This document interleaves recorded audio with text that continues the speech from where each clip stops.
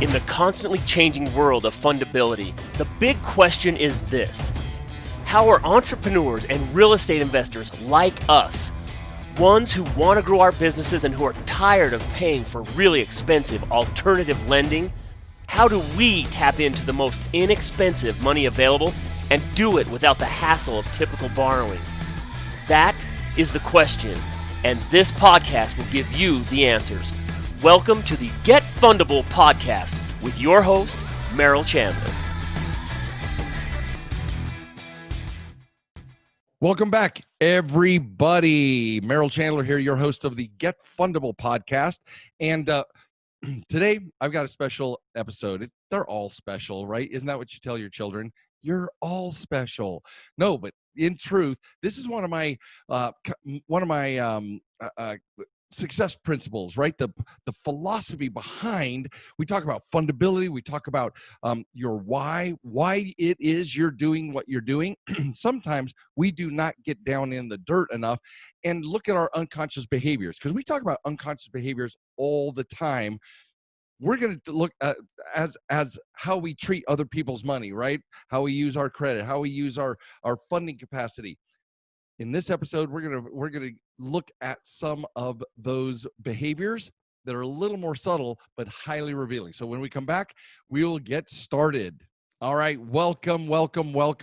So you've heard me say it. If you've attended one of my boot camps, in my book, in everywhere I go, most audience that I speak to, there are two of my success principles, right? Two of my major success principles that are vital for the way I run my life, and for those students, clients, friends, family, people who adopted these techniques, these strategies. They're more personal strategies, but they turn into that they make insanely powerful contributions to our lives, right? So the two I want to cover, I have covered in the boot camp and everywhere else. Even though they're not number one and number two, I'm going to enumerate them. First of all, today we're discussing the degree that you defend against something is likely the degree that it's true for you. We'll get into that in a moment. And the next one is, when you're triggered by something, when there's an upset, where you're like, what's going on? Whenever there's that upset, that trigger is actually your next indicator on your path, the next growth opportunity, the next thing that is going to reveal where you are in your life path, even in your fundability, right? So let's get to this, because they're corollaries of each other, and for me, they have helped me in my life in so many ways, in my personal relationships, with my children, in my business relationships. Holy hell, we have many of us have partners, whether it's our spouse or somebody who's has the same vision for your business. In all of these relationships, we experience upsets, we experience triggers, and when we experience the triggers, many times, most of the time, we defend against them, right? We're like, yeah, but guess what? It was because of this. It was because of this. So we'll have some stories and some examples of this. But the first thing I want to cover for this episode is just suspend. I've shared these with you for the length of this episode. Let's just pretend it's true. Let's pretend that when you're triggered about something, it's the next opportunity for growth. And its cousin, the degree you defend against something when you're triggered, what if it's actually to that degree true for you, or you believe it yourself, right? So let me tell you about one of my friends. In my relationship, even better. One of my business partners. Now, this has happened to both, so it doesn't matter which business partner I'm talking about. But there is each of my partners I have established to shore up my weaknesses, to shore up. They were hired, embraced originally, and then I made them a partner not just because they deserved it for their contribution to the vision and to what we're doing at Get Fundable, at Credit Sense, all their gifts that they deserve to be a part of and have a major influence in the business.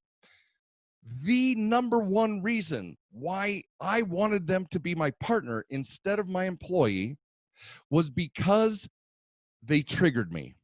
Straight up triggered me. Their perspective in the world, their view of the world, their view of what the business should be and shouldn't be, directly triggered me. Sometimes directly countered or opposed my own vision for the world. Now, they trust me to be the visionary. But having a vision and translating that into the real world, into filling rooms with students who are eager to learn the principles of fundability, filling our advisors with awesome clients to work with, so that the solutions coaching that we provide will make them fundable. There's 100 or 1,000 different ways to implement the vision. So while they have honest in every possible way, and I'm deeply grateful for their contribution to what we're creating together, but in every single way, they have bought into my vision. But I brought them as a partner from an employee because their views of how to implement my vision differ from my own, sometimes radically. Both of them. I have two partners. You know them as Brad and Jessica. So this episode, I want to share with you my journey through this exploration, because if you're anything like me, and we have so many things in common already, that you're going to be experiencing it with your business partners, or even people you're working with, like your contractors, your franchise, the franchise company, if you're a franchisee. Any relationship we have in business or in our personal lives, we are triggered by other human beings, and we end up being defending our way as opposed to their way. Okay, so each of my partners became my partner because they saw a different way that was completely different to implement the vision of what we see. And our vision is to have literally millions, hundreds of millions of borrowers who are empowered and know that are fundable, and then know how to partner with lending institutions and banks, so that everybody wins, right? There's a massive win-win. That's my vision. I don't want 20 or 200 or 2,000 or even 20,000 educated, astute, professional borrowers out there. My vision is for 200,000 and 2 million and 20 million and 200 million astute, professional borrowers who know the principles of fundability, who have become fundable, and are now successfully partnering with their partner banks, right? So if that's the vision, and I'm sitting here barreling down the fundability freeway, trying to get people on board, and now I have these two, both Brad and Jessica. Originally hired them because of their skill set, but they became partners. And this is what I'm going to encourage you to at least look at. But they became partners in my business because of their contribution for being different than me. But let me tell you the story of how we got here, right? I believe in healthy, loving, mutually respectful, knockdown, drag out fights. Knockdown, drag out fights simply mean where each party to a discussion, an argument, or a proposition literally battle for their view, always open that the prevailing view or a collaborated center view will win.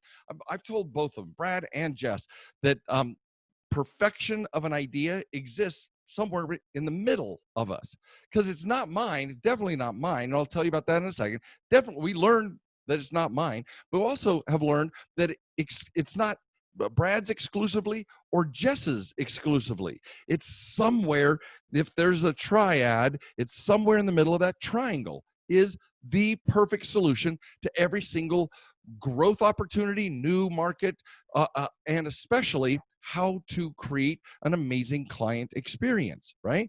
So Brad's been with me over the better part of 10 years, all right? And during that period, he has a military background, and I thank him for his service.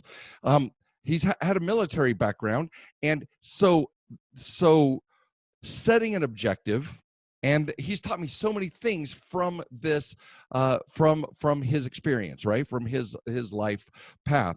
But it was like, set an objective, set interim goals to meet that objective, and then come hell or high water, we drive for that perspective.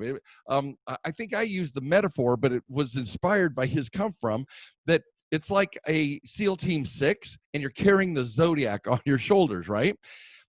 If somebody falters, if somebody's wounded, if somebody's is not at full capacity, the team's job is to support the movement, the carrying of the Zodiac, while that person regains their health or regains their position on the team, right? So it's very detailed. It's very accountable perspective, but it's drive to the end of the perspective. So in my experience with that, I'm more there's no accidents, there's purposefulness in everything. When it's time to pivot, we pivot the best we can, but life is more of a channel rather than a pathless country, right? We're there. Don't even get into it. If you guys want to have a conversation on the Get Fundable page about probability curves and quantum mechanics, I'm down for those conversations, because I believe that our intentions followed by our behaviors create our reality. So I'm a little more I don't want to say big picture, because both Brad and Jess have vast but I source everything in from that creative stuff, right? Source it in that intention and openness and willingness and being able to pivot is our greatest gift. So Brad, I believe the language he uses is adapt and conquer, or adapt and overcome. Mine is significantly is like, you know what? If it's in front of us, it's time to deal with it. And whatever's in front of us, in my world, has always led to the next magical thing. I mean, think about it. We've gone to FICO world, and all of a sudden we're this consumer, the borrower-facing organization that is being allowed access more and more to every single opportunity to help make our clients and students fundable, right? That no accident, it just came to us. So where his perspective is set an objective and achieve it, mine's handle what comes, right? It's more of picking it up. And remember, these are not exclusive, because each one has their each of us overlap, right? I'm all about setting goals. If you saw my checklist on my whiteboard right now, it's like dun dun dun dun dun, right? I'm a Capricorn, for those of you who care about any of that stuff. I get my shit done, right? But my philosophy in life is to allow things to come. So wherever you fall on the spectrum, Jessica is the third member of the triad that's building the essence and beauty of our mission to make millions and millions of professional fundable borrowers. And so Jessica's perspective, first of all, she's younger than Brad and I by half or more, but her perspective, she's a freaking genius, right? She's going to Harvard Business School online because she doesn't want to leave the business, but is supposed to schedule summers or something like that to take those types of courses. I mean, this woman is a genius, and her perspective is so she's our business manager. She works with our referral partners. Brad's in marketing and outreach, and I laughingly call myself the show pony, but I'm the vision. I'm the one who motivates and inspires you.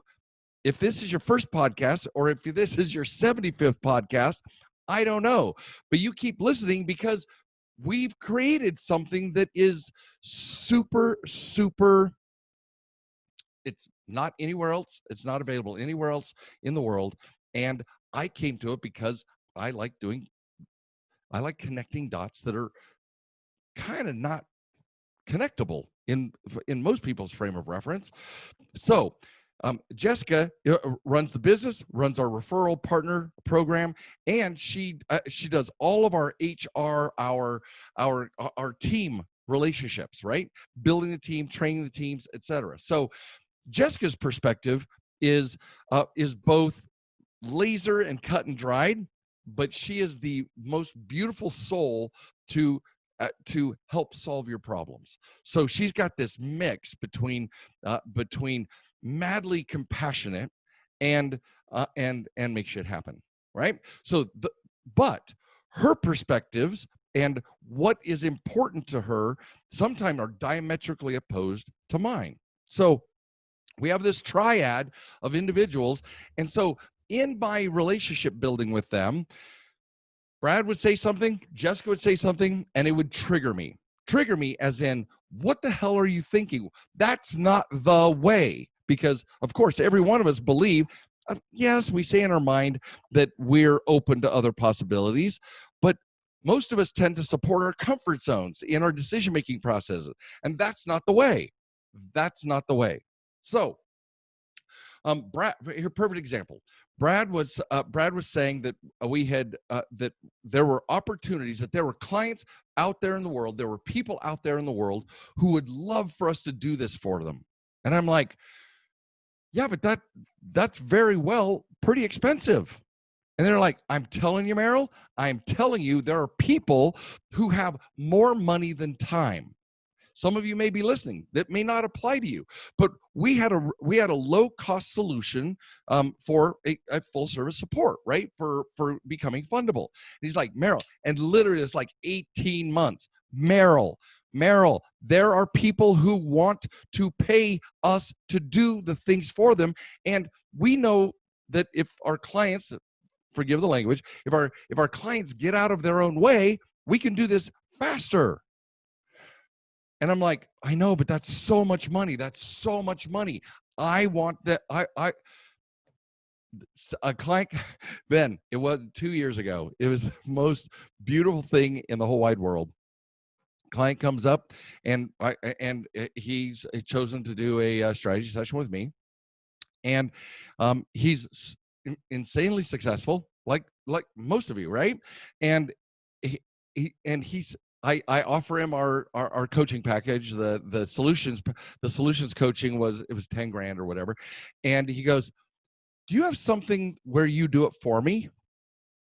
And I'm like, well, as a matter of fact, we do. We have, and then I mentioned the price point and the features that Brad had literally been trying to have me introduce for 18 months. And I just mentioned to him, like, yeah, I want to do that. Now, my jaw drops because in my world, that's a lot of money. Valet package, for some people, that's a lot of money. For some people, to get $100,000 or $200,000 in credit lines so they can write a check and do a deal over and over and over again, quickly and fast, 25 grand is insanely inexpensive.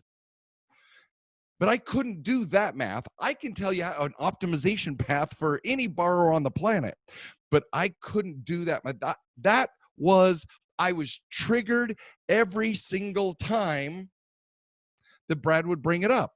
because in my belief system at the time, it was too much.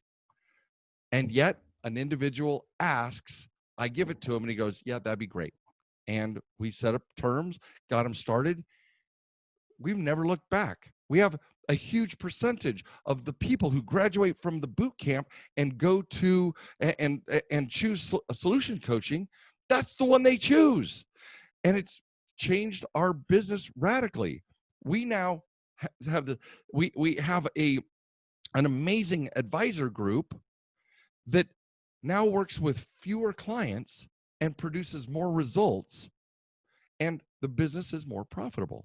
And I'm like, okay, why did I resist this? Why did I resist this? Well, when you are triggered by something, it's the next area of growth.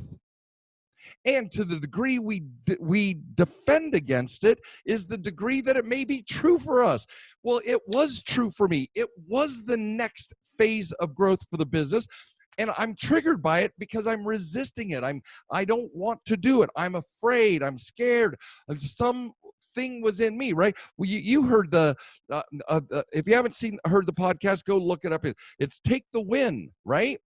Worked so hard to get my book done, and all of a sudden, the second it goes to the printers, I'm like on to the next thing, and I didn't sit back and go, you know what, we nailed that thing, and we're getting rave reviews because it is now for free plus shipping. You can see what the principles of fundability are and have it in your hot little hand to start making important behavior changes in your relationship with your lenders and become more fundable.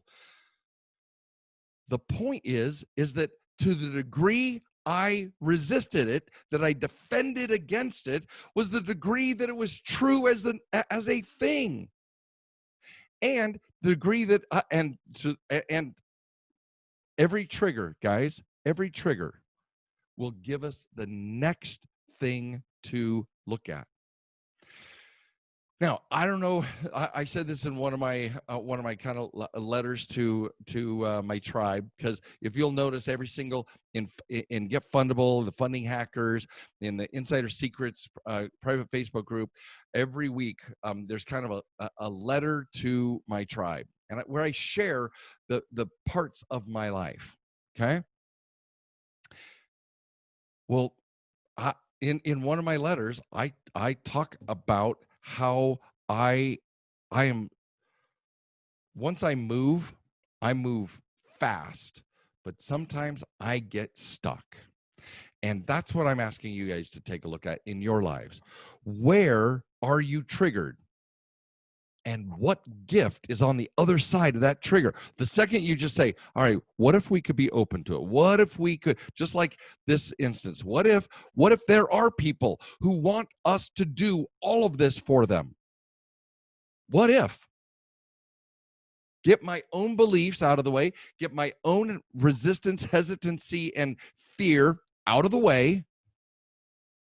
And now 30% of our clients are now coming on board as valet clients, because they know that, first of all, they're coming on board because they hear the results. They're experiencing the results from friends, family, people in the same circles, the same RIAs, the same same franchise groups.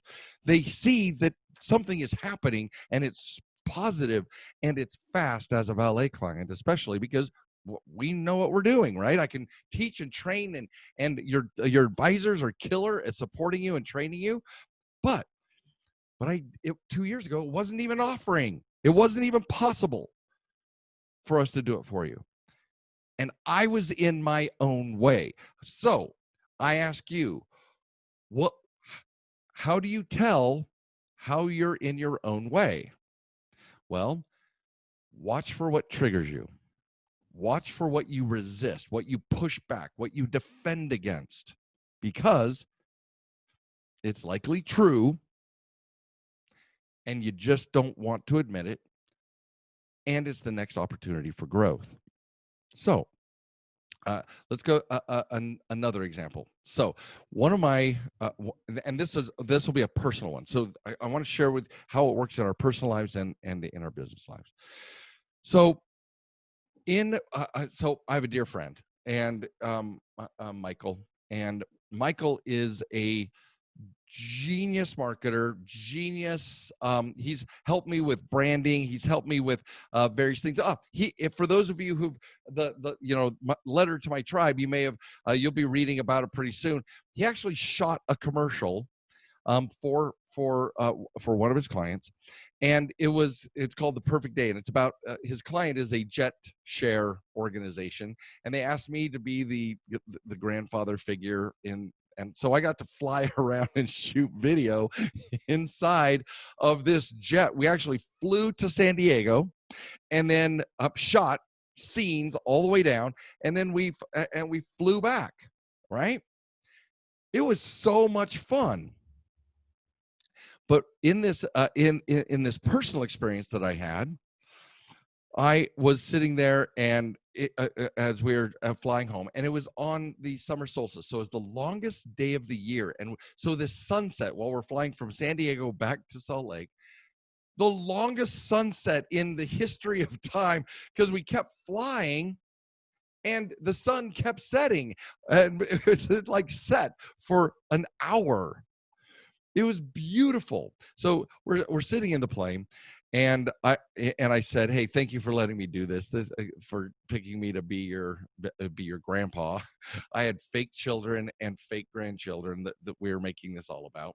And by the way, the link to this will be in a letter. I don't know. I maybe it's letter number 10, 11, 12, somewhere in there, but it's coming. Watch for it, because in my letters to my tribe, I wanted to share this with you. But what I'm about to tell you is not fully in the letter, because it takes too long to communicate this idea. So we're sitting in there in the jet, this private jet. It was a G200.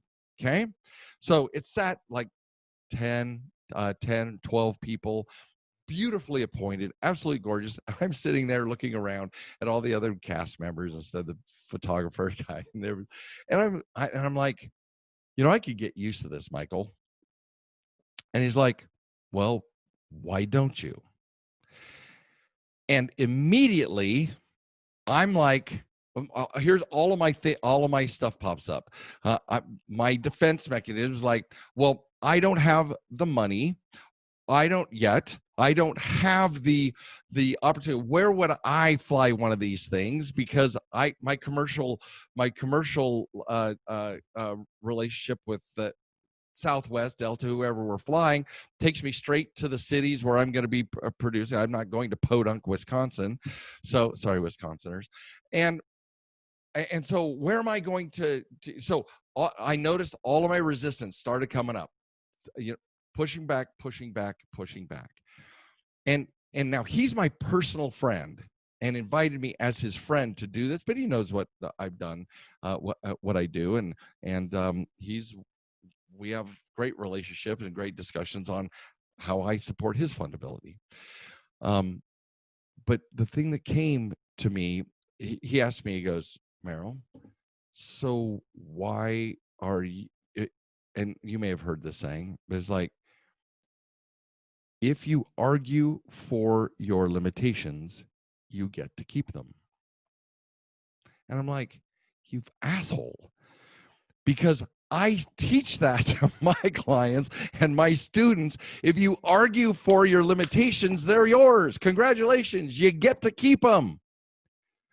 I was triggered. Now remember, trigger doesn't mean just anger. Trigger is resistance, defense, pushback, anything where we're not willing to say yes. I don't know if you remember the Jim Carrey movie years ago. It's called The Yes Man. And he was challenged at a seminar to just say yes to everything, no matter what the ramifications were. Because we always say no, right? Or we're super skeptical. And so, and I'm not proposing that you say yes, but what about being open to yes to everything before we say no? Well, he caught me perfectly in a position where I was like, dude, what am I going to use with JetShare? What am I going to do with my share? How would I use it, right? Everything was a no, push, push, push. And simply said, if you argue for your limitations, they're yours. You get to keep them. Well, I loved flying on this jet. I loved the ease and facility with which I got to travel. So while I share that I'm choosing more for myself in my letter to the tribe version, I wanted to share with you also that, like you, I push back. My comfort zone is pretty damn comfortable. And there are times in which I have to be triggered out of my comfort zone. You also sometimes get to be triggered out of your comfort zone, period. Because most of us don't say yes to everything effortlessly. And so by divine comedy, by divine design, by whatever you believe in that is bigger than yourself, the truth of what we're doing is, if we resist, well, who said it? If we resist, it persists. But the underlying principle under that, guys, is that it isn't the resisting or the persisting. We're going to be told in one way or another that we can do it, that it's possible for us, that we can grow and expand. So I'm going to wax super philosophical here, but physicists say that we live in an expanding universe, that it's expanding just all around us. Interestingly enough, in 360 degrees. So it's not expanding from one point, it's expanding from some center place in the universe. And that expansion happens everywhere. Think of it, we're going, I don't know when you're listening to this, but we're soon headed into spring. And I love watching the buds on trees come out, because as the earth heats up, once again, the sun, the exposure to the sun heats the earth. That sun enlivens and warms the earth. That energy, that warmth and energy now starts moving the sap up through the trees where it's contracted so it could survive the winters, depending on where you are. Palm trees don't work this way. And then all of a sudden, buds start popping out on all of the branches. That is our visual expression of the universe expanding. It's literally heating up again, and it expands. All flowers, all blossoms is the expansion of the energy that warms the earth, that warms our souls, that creates our awareness, wherever your beliefs take you. But it's expanding. It is natural to expand. And so I believe at some psychic level, spiritual levels, emotional, mental level, wherever it is in your beliefs or in your person, you are expanding, period. You're expanding. And we can resist it, or we can surrender to it. Now, this doesn't mean, like I said, just being a yes man or a yes woman. But it means that it's natural for you to be more, do more, and have more as your life progresses. The only way that doesn't happen is if we get in our way, and I, first one to admit it, I stop the flow, I say no, I push back, I resist. So, bringing it all the way back around, the reason why I have chosen partners who see the world very different from me is because I trust them with their worldview, and I want their feedback so that I can have more evidence to stop resisting the natural growth that is my heritage, my destiny, my opportunity. You have a heritage by being a human being on this damn planet. Everything's expanding, including you, your body, your soul, your vitality, your openness, all have the power to expand if we allow for it. So I've chosen people in my life to trigger me. And I want you to take the people in your life that are triggering you and love them, bless them, and thank them. Because some of the knockdown dragouts that I've had with my partners have been the greatest breakthroughs of my personal and my business and professional life, guys. If you're just becoming angry or embittered by someone being different than you, then find out what the trigger is. Find out what the message is. Find out what it is that, because you will grow. And guess what? You've grown. Let's walk down what could be your path. Once upon a time, you were a W-2. You could have been 16 years old. You could have been 60 years old. But you were working for someone else. And you were trading your belief system included, you trading your time and skills for money. No leveraging there. It's a trade. There's no leverage whatsoever. You're trading time and money, time and skills for money. Then all of a sudden, in your growth, the sun is heating you up and you're expanding. You're like, you know what? This isn't enough. Maybe you were triggered by something that happened. A friend of yours got canned at their job, but retired early, where someone else was in control, and you were triggered by it. You're like, I don't want that to happen to me. Somebody got in an accident and they lost their job, and now their family is suffering because they were working for somebody else that pushed them aside, because that trade, that equal balance of trade of skills and money for time, or skills and time for money. And the second that trade no longer works, we get shelved. We get pushed to the side. So at some point, you were triggered to become an entrepreneur, a real estate investor, a franchise owner, so, whatever you are exploring, to become a leverager of you and your gifts rather than a trader or traitor, whichever you resonate with. You said, there's more to me than just trading my time and skills for money.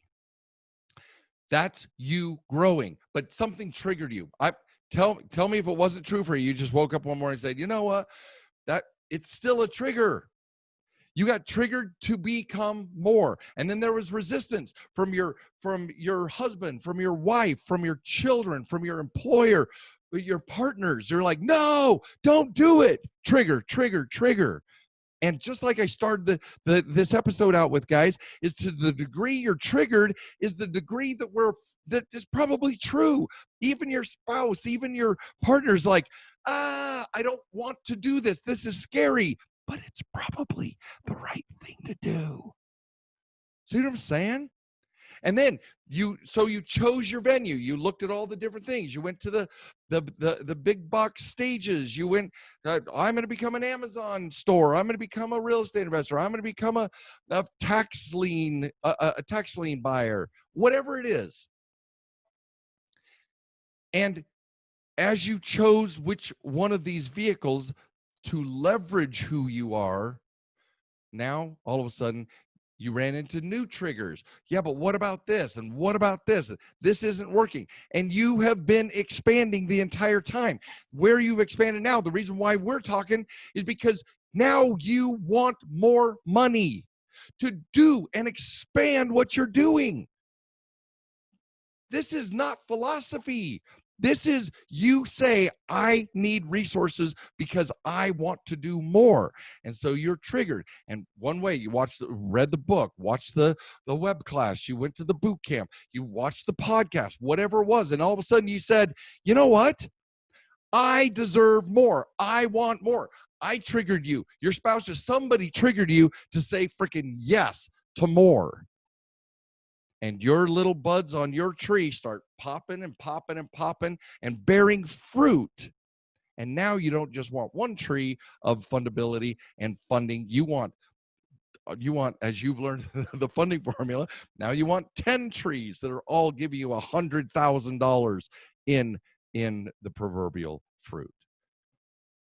Guys, love your triggers. Love the people who trigger you.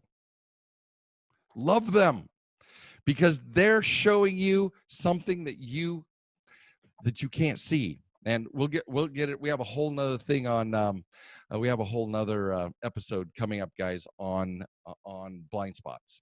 But, oh no, we did blind spots. Didn't we? Already shot blind spots. Go look up blind spots, because these two are related. If they're probably triggering you because they can see your blind spot. So make sure that you love the people who are triggering you, and don't say no so fast.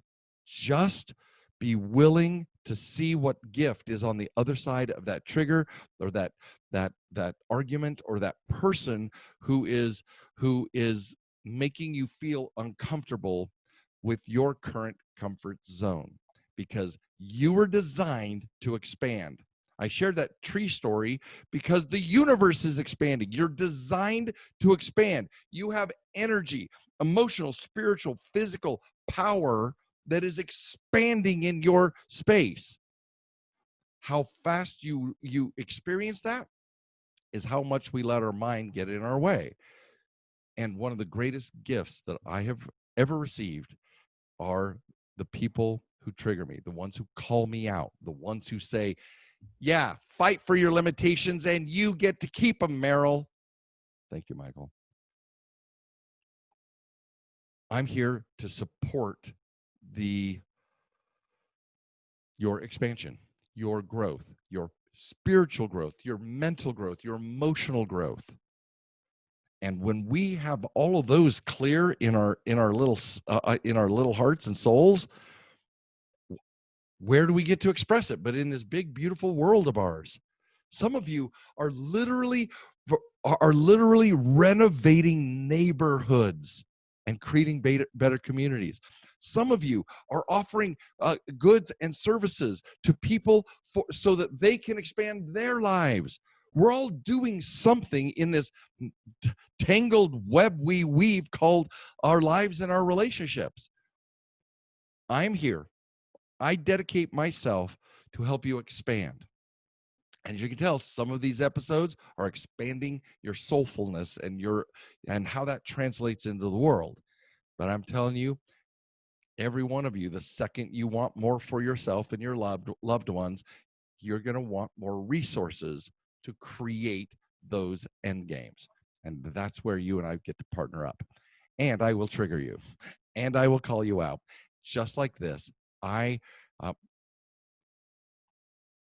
want us to each take a look at the impact of being open to yeses rather than no. I bless Jessica and Brad for not being yes men and women, for having a different perspective, and by pushing back sometimes very hard when I'm defending my smallness and my limitations. So this is Merill Chandler, your host of the Get Fundable podcast, and I want you to be open to yes and closely examine your no's. Godspeed. God bless. Thank you for listening to the Get Fundable podcast. Please leave comments because Merill would love to read about your aha moments from this episode.